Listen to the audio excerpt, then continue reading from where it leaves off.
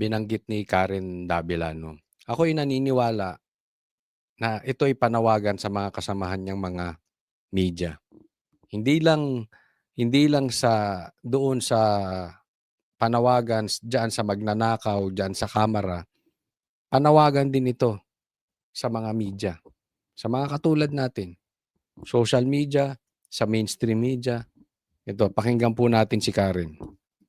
This is inexcusable. Parang biktima pa siya na ang bait niya, gusto niyang tumabi. There are talks of... Ayan, yung sasabi. Ang pinupunto niya dito, sa tingin ko si Saldico. Kasi pa-victim. Di ba? Gusto pa niyang tumabi. So, nagsasakripisyo siya sa taong bayan. Yung sinasabi ni Magalong. Kaya siya nag-resign para tumabi, nagsakripisyo siya. Pambihira. Kung hindi ba naman kaliwat kanang gago yan si Saldico, puro pa demanda ang alam niyan. Oh, ano nangyari sa'yo? Na ano ka? Ikaw ang hindi makauwi sa Pilipinas ngayon. Kung matapang ka, umuwi ka rito. Di ba? Sakyan mo yung jet plane mo. Umuwi ka rito. Oh. Tapos biktima pa siya. Tapos pinagtatanggol pa nito mga congressman. Siya pa raw nagsakripisyo. Kita mo naman kabobo nito mga congressman na to. Ginagago talaga tayong Pilipinas. Mga Pilipino. Ostentatiousness and extreme wealth, private planes, supposedly more than 10 houses in Forbes Park. Tambi.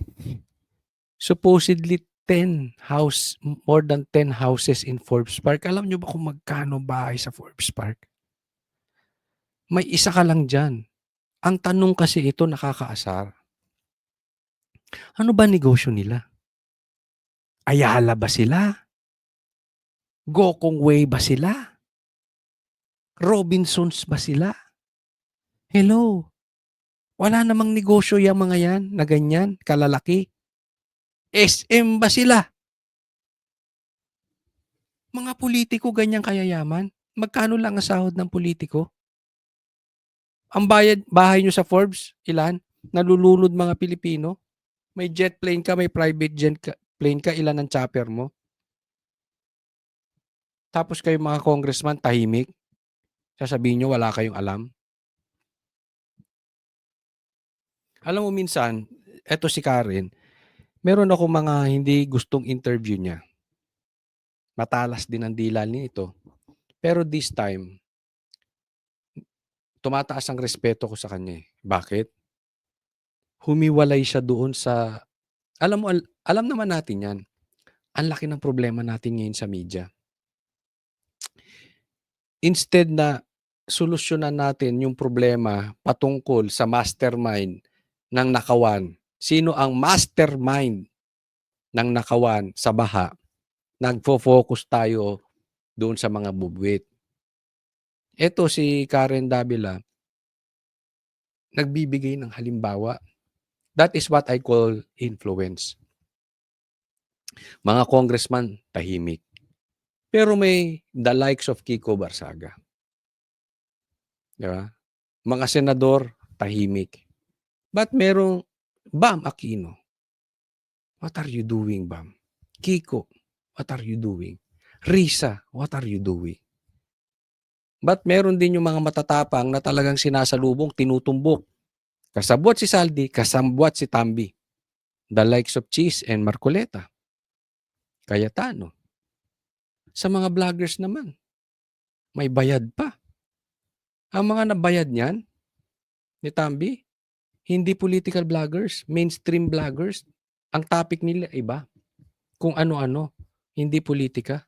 Kasi sa politika, wala si political vloggers, ang hirap siyang kumuha. Ang hirap ipagtanggol niyan. Kaya ang kinuha niyan, ang mga napulot niya, mga mainstream, ang topic ay hindi politika. 'Di ba? Dapat magtapang ang media. May Karen dapat ang media. May Kiko Barsaga dapat ang congressman. May Marcoleta Cayetano ang senador. Ang vlogger din dapat may ganun. Lintik na yan kung matatakot tayo mga vlogger. Especially tayo mga political vlogger. Kung matatakot tayo, susunod-sunod tayo dito kay Latambi. Kung magpapabayad tayo, Pambihira yan. Nakikinabang kayo sa nakaw? Pera ng taong bayan sa flood control, pinuslit, diyan nyo kukunin yung bayad sa inyo? Dapat manindigan tayo sabay-sabay. Kalabanin natin ito. Kung tatahimik lang tayo, wala mangyayari sa Pilipinas. Kung tayo nasa social media, tayo mga nasa balita, tatahimik, wala mangyayari. Kaya go ito si Karen, tuloy mo yan, Karen Davila. But to defend the speaker that he's a victim in all this, it's appalling to the Filipino people. At the end, he would not even explain. Yun, yung i-defend mo pa si Tambi.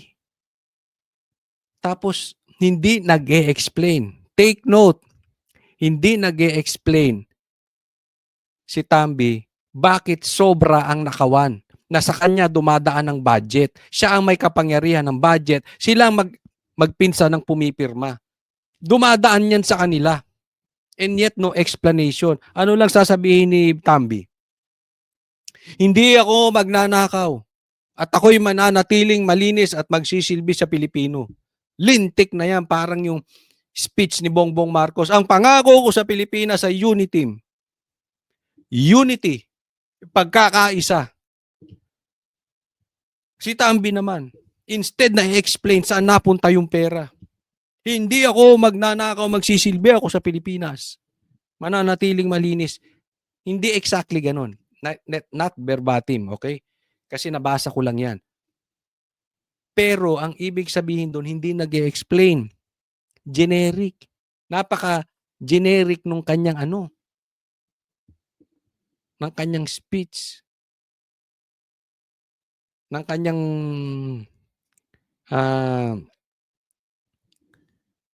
pinapalabas sa media. Dapat yung nag-i-explain ka, hindi kasi dito napunta yan, hindi tayo kasabwat dyan, dahil dito yan. Ito kasi nagganyan. Ito siya talaga ang dapat dahil yung pera, yan. Tapos hindi, yung nag-explain. Yan ang punto ni Karen eh. Hindi ka nag-explain, Tambi. Anong klase kang tao? Anong klase kang, hindi ko alam kung tao ka o buhaya ka eh. The corruption in the budget that he allowed. Yun eh. Hinayaan nila. Si Marcos, hinayaan din yan. No explanation coming from Tambi. No explanation coming from Bongbong. And yet, under their watch, nangyari itong pinakamalaking nakawan sa balat ng Pilipinas. The two main man, yung magpinsan, no explanation. No whatsoever. Basta sa kanila, sasabihin nila, inosente sila. Tapos, kasalanan ni PRRD. Abangan ninyo. Pumutok daw ang taal. Isisisi kay PRRD.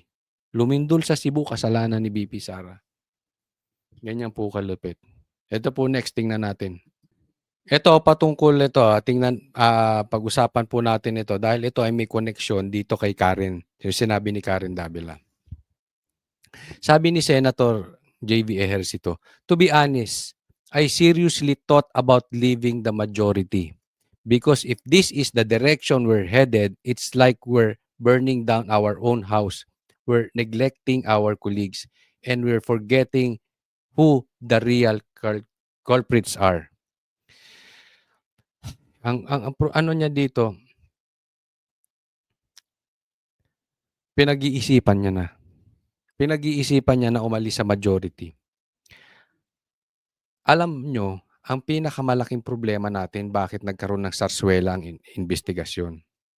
Kasi yung mga senador na katulad ninyo na naduwag, pumayag kayo ilipat kay Tito Soto yung Senate presidency na alam naman natin ang target nila, yung Blue Ribbon Committee, para ma-focus ang investigasyon doon sa mga bubwit para hindi umakyat doon sa mastermind.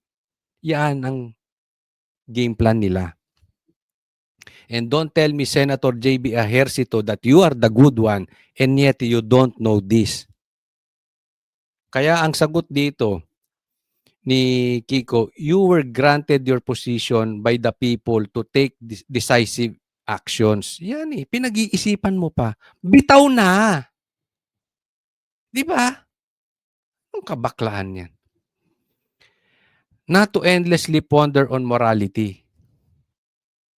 If you still don't have a clear stance on the corruption issue now, then you are nothing but a traitor to the Filipino people. Yun. Eksakto. Ngayon, dalawa lang ang tao sa Pilipinas. Kakampi ni Tambi at ni Bongbong Marcos o kakampi ng taong bayan. Yan lang yun. Eksakto yung sinabi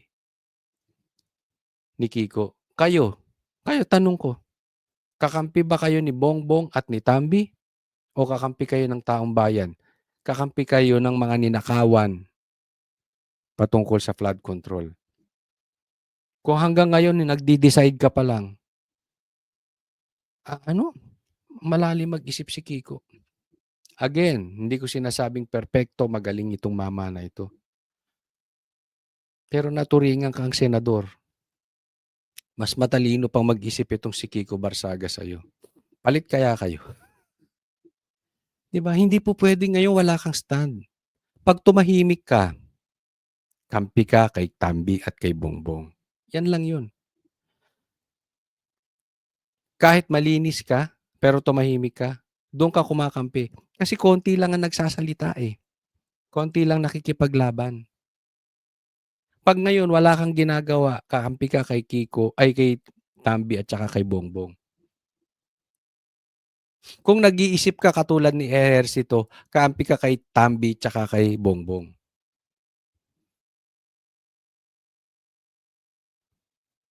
Tingnan yung Pinklawan. Kumakain ng tae ni Bongbong Marcos. Yung kakamping.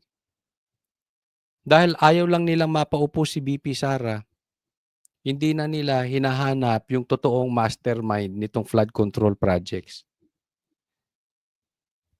Kinampahin na nila. Mga komunista nga, kampi na kay Tambi. Hindi nyo ba halata? Yan ang sabi, ha? Ay, galing po ito sa loob. Ang bossing na daw ng mga komunista si Tambi. And look at the examples. Di ba? Untouchable. Binabanatan ba ng mga komunista si Tambi? Yan ang sabi sa akin. Ang tanong, Tambi, totoo ba? Totoo ba yung balita ko o fake news? Ako nagtatanong lang ha. Kinikwento ko lang yung nababalitaan ko. Pero pag tiningnan mo, di ba? Hindi binabanatan ng komunista si Tambi. Grabe nangyari sa Pilipinas. Oh. Nasolusyonan na sana natin yung problema natin sa mga komunista. Ngayon, lumakas ulit. And definitely, anong kailangan ng komunista para lumakas? Ating pera. Pinalakas natin. Hindi binabanatan si Tambi. Sa ano yun? Libre? Libre? Pag binigyan mo ng pera ang komunista, lalakas ulit yan. Ano? Tanong, libre? Sa mga komunista dyan, libre? Huwag nga ako. Isa sa pinaka matapang na pulis. Tingnan po natin. May namumuo nga bang word war sa pagitan ni Senator Panfilo Lacson at bagitong kongresista na si Cavite 4th District Representative Kiko Barzaga? Konting rewind at context sa posibleng dahilan ng banggaan ng dalawang mambabatas. Nagsimula yan sa post ni Barzaga ng larawan ni Lacson kasama ang controversial Diskaya family. Ikaw naman pala, Pinky! Pinky, Pinky! Pinky, close pala kayo ng Diskaya. Pikon talo. Na-discover ni Kiko. Kita mo? Siya ang nag-post na ito eh. May intel si Kiko. Meron siyang nalalaman patungkol sa Ping Lacson. Kayo po ba? Sa mga nanonood ngayon, meron akong tanong.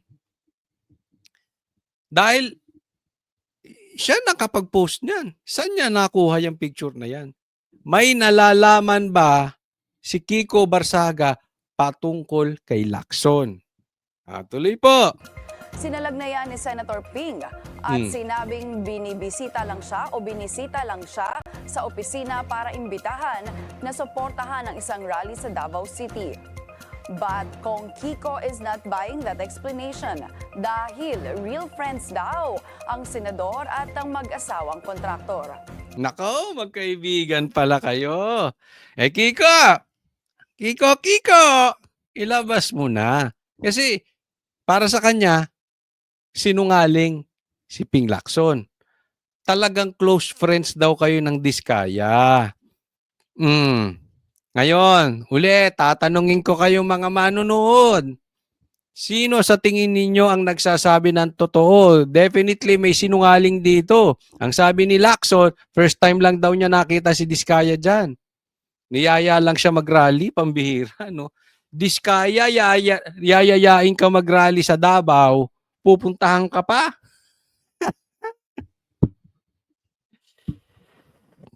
Na may anomalyang ang Diskaya, di umano ha, nagbayad daw sa isang media para interviewin siya. Ganyang kayaman yan. Hindi yan dadaan ng walang pakimkim. Yan ang sinasabi. Si Kiko naman sabi, hindi, close friends kayo. So, dinalaw siya noong campaign period. Wow! Pati timing, mangit. Sabi nga ni Sir Jack, mangit. Yung bagong banatero, Sir Jack, supportahan natin yan. Napaka-influential yan sa mainstream social media. Pangit yung timing. Bakit? Dadalawin ka ng isang kontraktor, kampanya. Ano bang kailangan sa kampanya? Pera. Ano bang merong kontraktor? Pera. Dinalaw ka pa para ka lang yayain. Wala kang telepono, Lacson.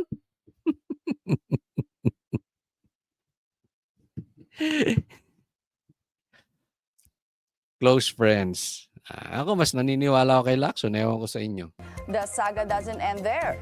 Dahil may post si Senator Lacson, the lawmaker is looking for a veterinarian with an animal psychiatric ward.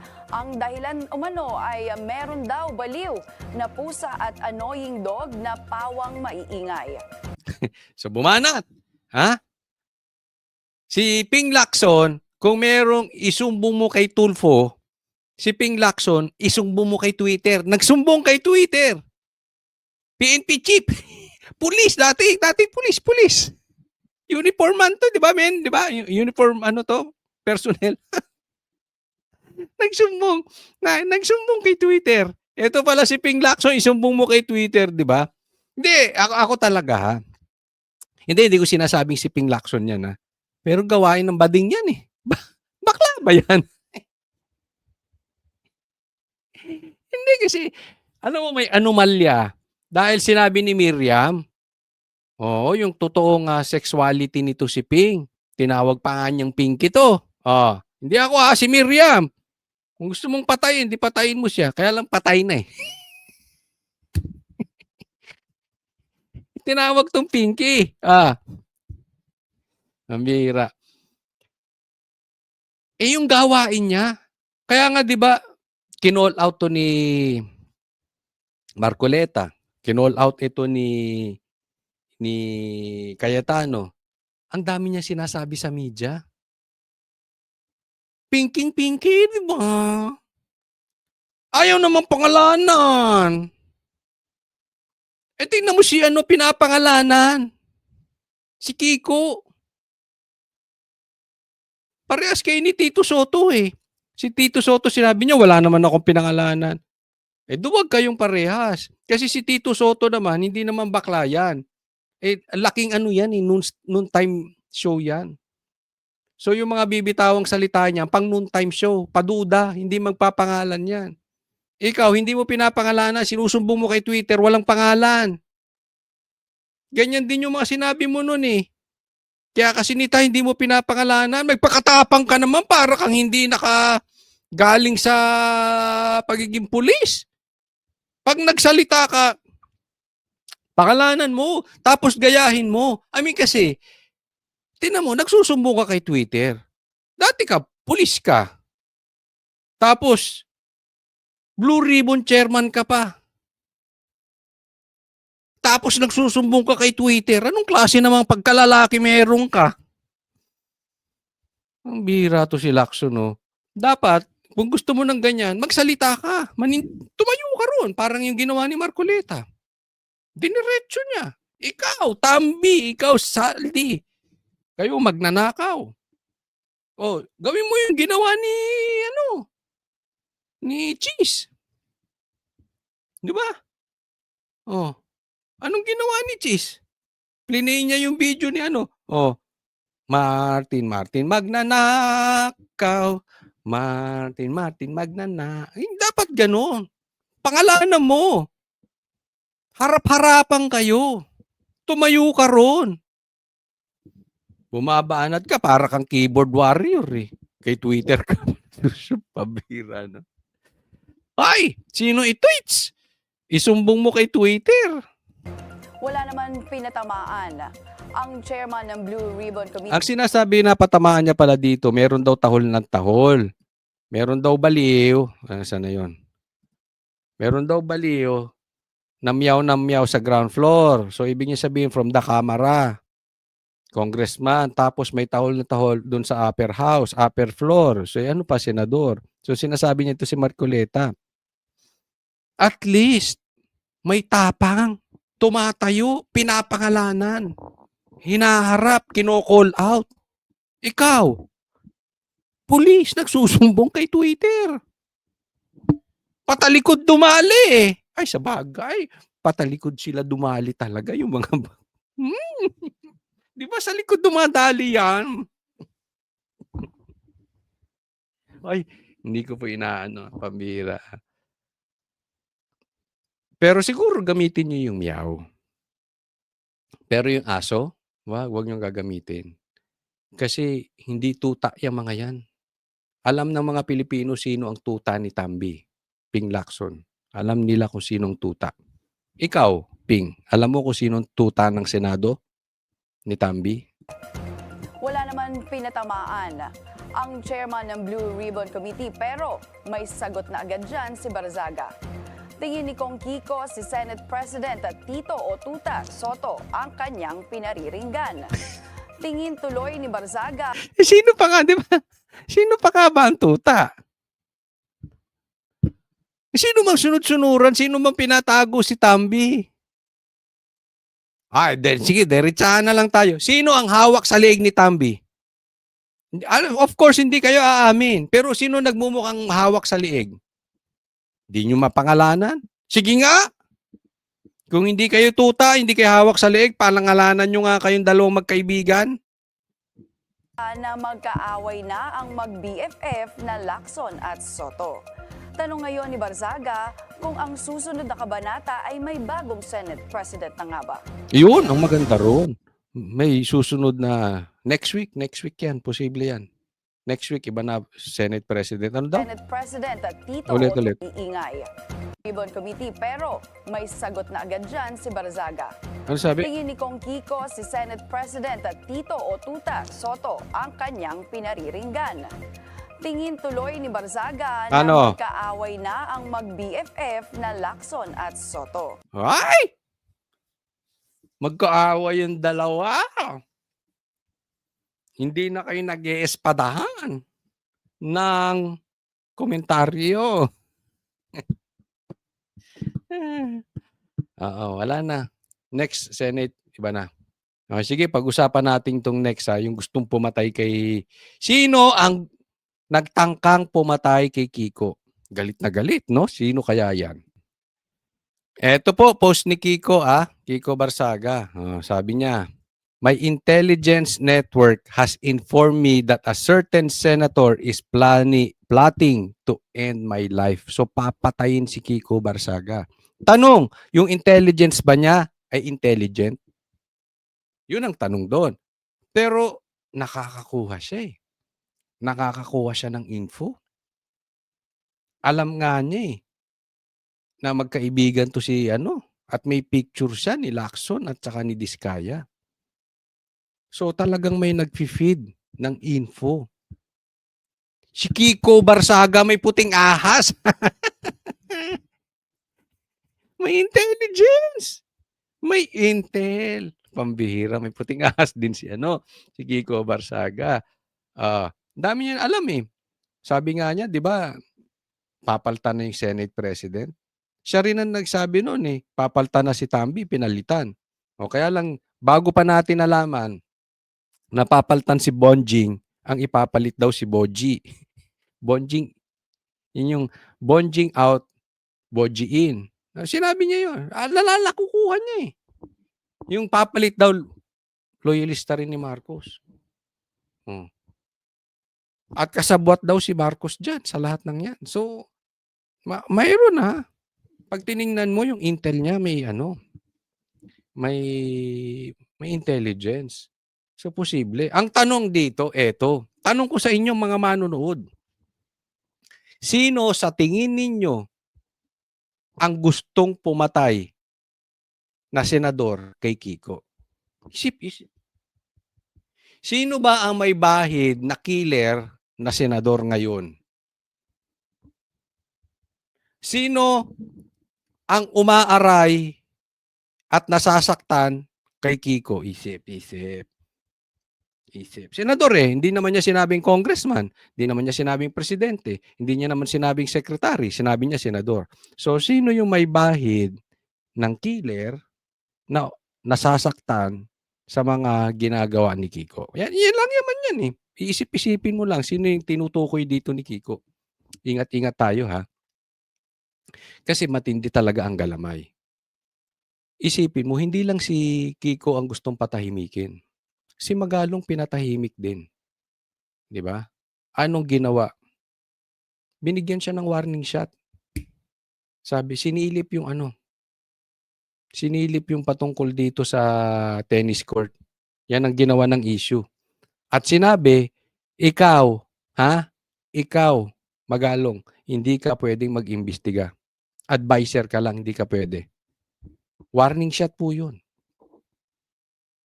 Pag hindi nakinig si Magalong, yan ang ititiklop. Nakakatakot mang pero ganyan yan. Kasi kita mo malakas sila sa Senado. Isipin mo ang problema galing sa Kamara. Pero ang pag-iimbestigahan ng DOJ, ang pag-iimbestigahan, ang sasampahan sa Ethics Committee, mga senador. Lupit, di ba?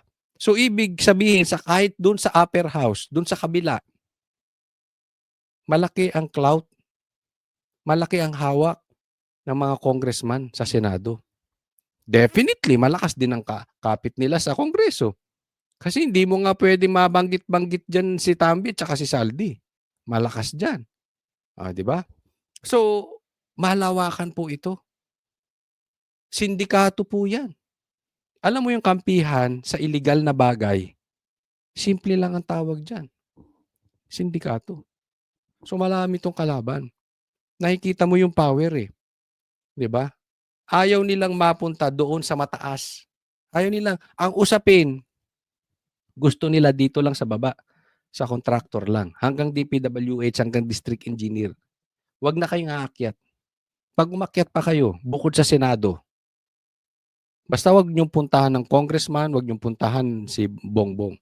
Pag umakyat kayo doon, eto mangyayari sa inyo. Sisilipan kayo or, eto nga, si Kiko. May gustong pumatay sa kanya. Naniniwala ako dito. Lalo na kung ang tinutukoy ni Kiko Barsaga, ako hindi ko alam kung sino ba ang may kaso ba ng murder dyan sa grupo sa Senado? Meron ba? Pakilagay nyo nga, turuan nyo ako. Sino bang may kaso dyan ng murder? Hindi ko alam. Sino may bahid? Next po, tingnan natin to. Eto, pag-usapan naman natin nang dahil dyan, nanggagalaitin na naman yung mga kakamping, yung mga pinklawan, yung mga komunista, yung mga kain suka, yung mga ibang ayaw makaupo si VP Sara. Oh. Sabi dito, dumipensa si Cavite Representative Kiko Barsaga kay VP Sara Duterte matapos batikusin ni Representative Laila de Lima sa hindi pagdalo sa budget hearing ng OVP. Ito si Laila de Lima.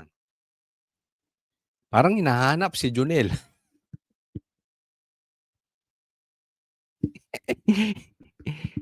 Wala na bang driver yan si Laila de Lima? Ha? Meron akong kakilala, driver, gusto mo, pogi. Mas pogi kay Junel.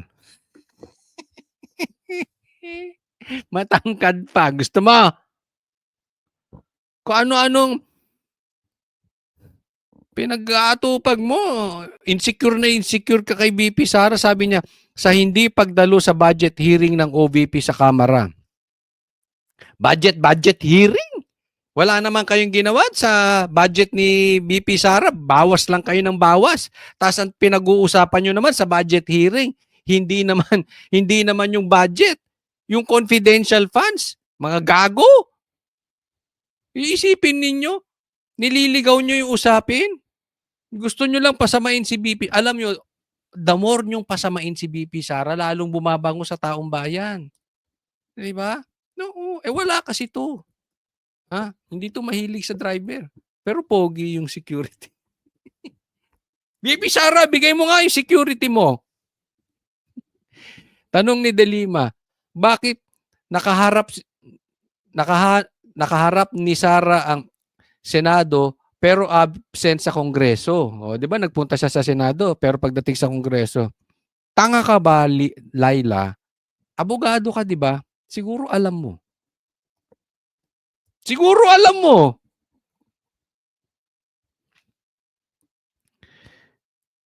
Kawalan ng respeto sa saligang batas. Hindi, sa saligang batas siya walang respeto sa inyong mga congressman. Sa inyo, pina-impeach nyo. Kung hindi ba kayo ipokrito, ang Congress, 150 na usapin. Galing pa kay Bongbong Marcos. Di ba? Confidential funds, 150. Galing pa kay Bongbong Marcos. Tapos yung nakawan dyan sa Congress, hindi nyo masita-sita hindi nyo mabanggit si Tambi. Diba? Mga ipokrito kayo eh. Tapos abogado ka pa, tapos magtatanong ka ng ganyan, kabobo mo, animal. Sagot ni Barsaga, mas pinili ng Vice Presidente na unahin ang pagtulong sa mga biktima ng lindol. Ulitin ko, ito ang pagsabi. With all due respect, while I agree that the budget deliberation is very urgent, Vice President Duterte went to help the victims of the recent earthquakes. The victims of calamity need assistance than the 2026 budget can wait. Pasok sa banga. Ito po ang isang magandang halimbawa na ang isang abogado nagmumukhang bobo kung pilit ginagawa tama ang mali. Imbis na matuwa kayo sa Vice President. Hoy, buti pa si Vice President Sara. Pumunta agad dun sa Cebu. Si Sara nandun agad sa Cebu para tumulong sa mga nalindol. Habang si Bongbong Marcos hindi niya pa alam kung may lindol. Ano sabi ni hindi niya pa alam, hindi niya sigurado kung may lindol nga ba sa Cebu o wala. Andun na si Sara, si Bongbong di pa alam kung may lindol sa Cebu o wala. Tapos ang pinuputok ng butchi, hindi ka na ba punuputok? Pinuputok ng butchi mo. Hindi umaten si BP Sara. Yan ang nangyayari sa Pilipinas ngayon. Kaya may mga abogado nagmumukhang bobo na habang yung mga bata ay nagmumukhang matalino. Bakit? Nandun sila sa katotohanan eh. Yun yung issue nun. Minsan, hindi sa katalinuhan. Nandun sa tama. Sa totoo. Isipin mo, isa kang matanda. Nagmukha kang bobo sa harap ng bata. Hindi mo nakita yon na mas dapat unahin yung mga nasa lanta ng lindol kaysa yung budget? Gigil na gigil kayo kay Sara eh. Alam mo, eto yan. Isa sa isang bagay na hindi mo kayang bilhin. Hindi mo kayang i-demand. Ito po ay in-earn. Respect. Alam mo siguro kung bakit walang respeto si BP Sara sa'yo at sa mga kasama mo dyan sa kamera. Alam mo yun. Let's not be hypocrites here. Alam nyo, nakawan dyan, tahimik kayo. Sino gusto mong unahin? Yung budget? Na tatanungin naman si Sara ng mga kasamahang mga ibang mga komunista dyan. Ang tanong naman patungkol sa confidential funds. Ang usapin budget. Kung hindi ba naman kayo loko-loko? Tapos tatawagin yung baliw si Kiko Barsaga? Hindi. Sa inasta mo, Laila de Lima. Sino mas mukhang baliw? Ikaw o si Kiko Barsaga? Sige. Yung ginawa mo dyan kay Junel. Sino ba si Junel? Kasi may nagsabi sa akin, hindi ko man alam. Tanong lang to, tanong. Sino mas mukhang baliw sa inyo? Ni Kiko. Diba? Ikaw talaga eh.